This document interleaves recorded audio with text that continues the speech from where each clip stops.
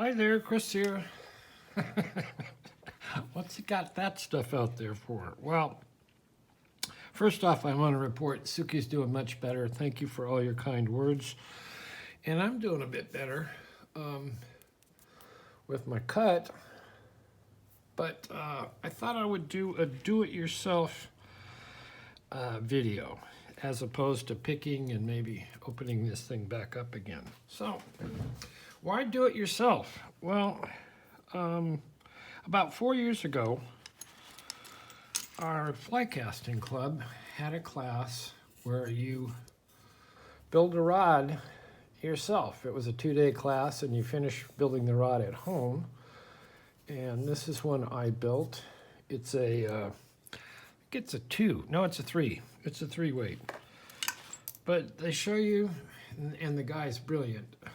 He's a great teacher and a great rod builder.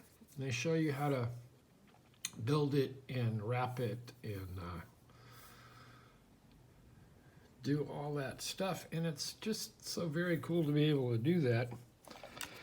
And there's nothing like taking the rod that you've built in a fly that you've tied and catching a fish.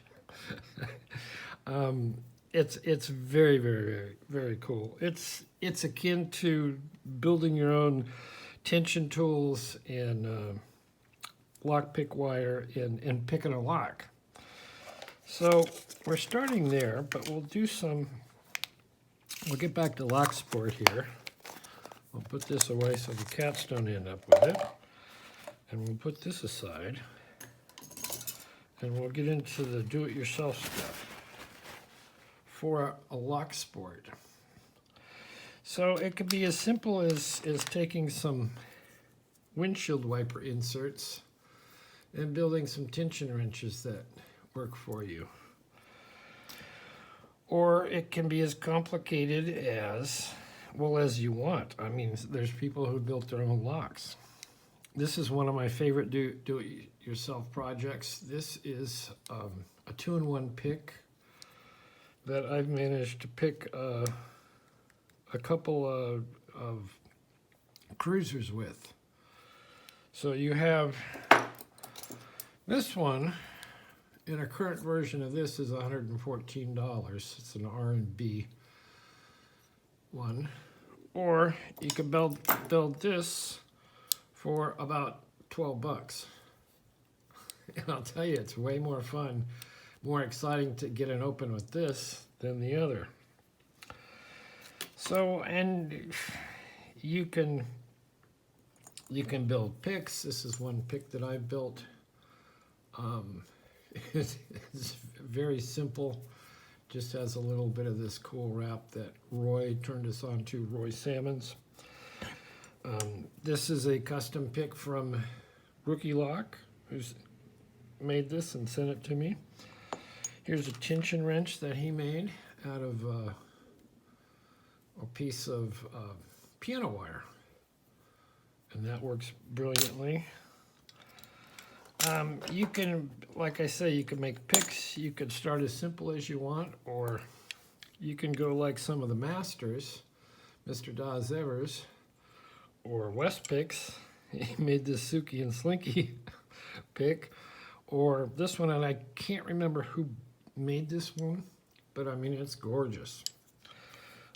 Check out Rook Knight is making some gorgeous picks. Also, Butcher's Block is making some gorgeous picks. So I've made a lot of these homemade tensioning tools, and these are from watching Brummy and Pompey and Jack Fox make them up. So they were inspired from those guys.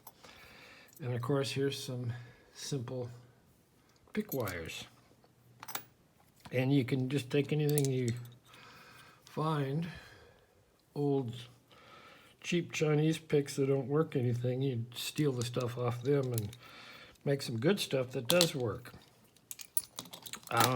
Here's a very cool, very, very cool Rook Knight made me this Distatainer this thing, you'll use this, you take your disc and you turn them all to the right. And it comes in this, and it also has a little stand too. So it's like a little samurai thing. Do it yourself is very, very, very fun. And it's pretty simple. I mean, all this stuff, this is all stuff you just go down to the hardware store and get it, and you cut your key down to fit in there, and you have a tensioner. Or if you have one of these Godray ones, I think they're 6 levers. There's made out of that one of those keys. So it is very cool. Here's a simple. This is a Brummy inspired. You just take a nail, you bend it, you file it down, and you put in a post. A little bit of solder. Cool stuff. Yeah. If you really want to go simple, you could take Parker and make a Parker pick. So I really enjoy do-it-yourself. You just feel so much better when you've picked it with a couple of things you've made, or figured out a little overlift wire for a lever lock. Anyway, I just thought I would do that instead of trying to manipulate a lock and maybe open this up. So that is doing much better. Here's a bunch of pick wires Jack Fox made for me for big lever locks. And this is nothing more than piano wire, skillfully bent, and wire insulation to put on them to show the different sizes. Anyway, I highly recommend playing around. You could start at any level. Like I say, you could start with just making little tension wrenches. Or if you want to get into lever locks, you can get a lever lock with a couple of keys, cut one of the keys down, and then just make a simple tensioner like this, or like this, or pick wire like this. Just sits in the slot, boom, boom, boom, boom, boom. Or you can get some telescoping tubes, and with a little bit of practice with solder, you can make a 2-in-1 tool that actually picks locks. Oh, also, so here's some more things. These are disc detainer pick tips, and they are made out of these ejector pins. And you can find those on Amazon or eBay. And you can file those down so that it's all solid tip, and they're not going to break. They're not going to break on you. Also, you could take this and you could file this down into a half moon and pick these Sargent & Greenleafs.